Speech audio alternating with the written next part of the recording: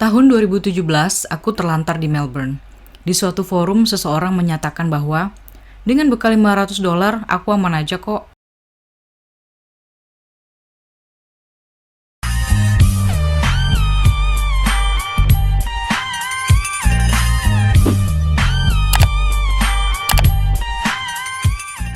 Tahun 2016 adalah perkenalan aku dengan WHV. Seorang teman yang aku kenal sedang berada di Australia dan nasihatnya yang pertama adalah join grup Facebook WHV Indonesia. Saat itu aku benar-benar membaca semua post dari admin yang dipin post. Proses pengumpulan informasi dan pencernaan informasi itu sekitar 2 bulan. Akhirnya sampai kepada wacana berapa sebenarnya uang yang benar-benar dibutuhkan ketika pertama kali datang ke Australia. Seorang member pernah berkata, Aku bawa $500 ke Australia. Sampai saat ini aku baik-baik aja. saya pribadi menyiapkan dana sebesar $1.100. Hello everyone, welcome back to my channel. If you're new here, I'm Rami. I'm making video about how to work and holiday in Australia and anything related to it. So consider subscribe if you're looking for information about how to survive here in Down Under world. Cek juga playlist WHV Indonesia, di sana banyak video-video informatif. Setelah visa saya grant dan sudah beli tiket pesawat, akhirnya saya menukarkan rupiah ke dolar di VIP Jakarta. Di sana rate-nya yang paling bagus. Tapi saat itu nilai dolar lagi tinggi sekali. Di sini kamu bisa pelajari kesalahan saya, yaitu saya kurang perhitungan sehingga rupiah yang saya dapatkan itu hanya sedikit, yaitu kurang lebih 1.100 Australian dollar. Seminggu sebelum sampai ke Melbourne, saya sudah mendapatkan kamar di share apartemen. Di sana persyaratannya yaitu harus bayar 2 minggu rent dan 2 minggu bond money. Bond money adalah jaminan atau insurance antara penyewa dengan landlord. Rate yang saya dapatkan cukup murah, yaitu $120 per week. Jadi in total kesemuanya itu yang harus saya bayarkan ketika mendarat pertama kali di Melbourne adalah sebesar $480.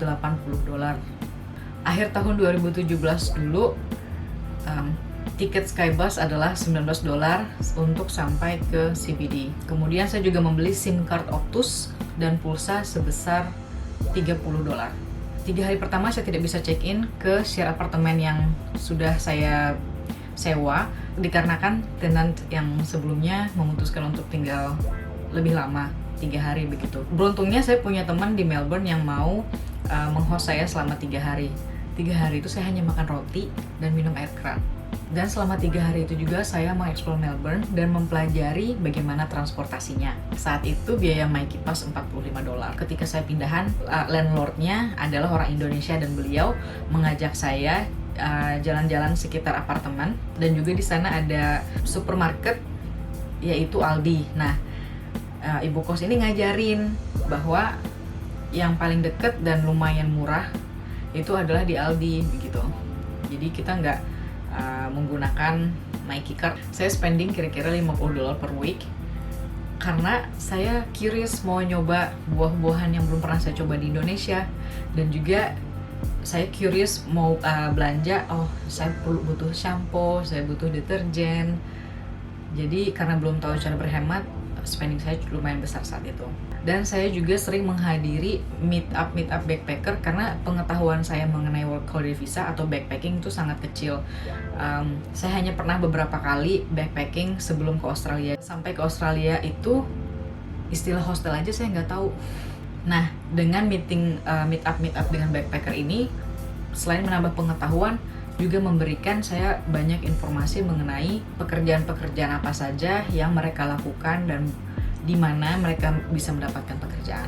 Namun kekurangannya adalah ketika kamu melihat teman-teman kamu makan dan sebagainya, kamu pasti pengen juga kan nyobain masakan-masakan atau kue-kue yang dijual di kafe atau di restoran tersebut. Hari kelima, saya memberanikan diri membuat CV. Kami memprint kurang lebih 20 lembar CV, dan teman saya yang dari apartemen ini membantu untuk menyebarkan dan mengencourage saya untuk berbicara langsung kepada pengusaha atau pemilik restoran tersebut memberikan CV saya. Kebanyakan dikembalikan, sama sekali tidak dihubungi, atau dihubungi untuk ditipu. Saya terus-terusan apply selama 2 minggu. Per hari saya bisa apply sampai 50 lembar CV. Dan setiap hari saya menyebarkan CV ke suburb yang berbeda. Akhirnya di minggu ketiga ada 3 restoran yang menghubungi saya. Yang pertama, saya terpaksa quit karena jam kerja tidak jelas. Kemudian yang kedua, itu di trial selama 2 hari, tapi nggak dia gaji, nggak dikasih makan, nggak dikasih apa-apa. Kerjaannya berat, harus ngangkat-ngangkat. Kemudian yang ketiga, another scam lagi, bahkan saya hampir mengalami assault gitu. Saya terus-terusan mendatangi panggilan trial, namun tidak ada yang merekrut. Akhirnya saya mengerti bahwa ini adalah scam atau penipuan yang biasa menimpa orang-orang yang baru saja berimigrasi ke Australia. Berkedok trial tetapi tidak di-hire dan tidak dibayar. Di minggu keempat, bekal saya sisa $100. Bahkan bayar akomodasi saja tidak cukup untuk minggu berikutnya. Nah, tapi saya sudah mulai mendapatkan pekerjaan yang gajinya masih sangat kecil, yaitu $250 sampai $350 per week. Tetapi ini masih bisa untuk survive di Melbourne. Saya mencoba bertahan di Melbourne sampai dengan 3 bulan, tapi akhirnya saya menyerah. Lesson learned from my experience. Dana $1.100 itu untuk 4 minggu sangat-sangat tight. Kamu bisa menjadi panik dan kamu akan mengambil kerjaan apa aja. Dan karena kamu terlalu capek, kamu tidak kreatif lagi, kamu tidak bertemu orang baru lagi untuk mendapatkan informasi baru. Use your common sense. Memang betul banyak sekali informasi bertebaran di internet, tetapi pilih yang pas sesuai dengan kondisi kamu. Dan kamu harus selalu mempertimbangkan kejadian terburuk, harus selalu mempertimbangkan juga dana darurat. Ini juga sedikit kesimpulan dari apa yang saya amati ketika saya di Australia. Teman-teman dari kota besar biasanya lebih tough, lebih bisa survive di tempat yang baru. Teman-teman yang dengan uang saku besar juga lebih memungkinkan mendapatkan pekerjaan yang well paid dan diuntungkan dengan surviving di tempat baru. Teman-teman yang pernah merantau juga diuntungkan dalam surviving. Kebanyakan backpacker yang saya temui baru mendapatkan pekerjaan yang oke ketika sudah kurang lebih 3 bulan berada di Australia.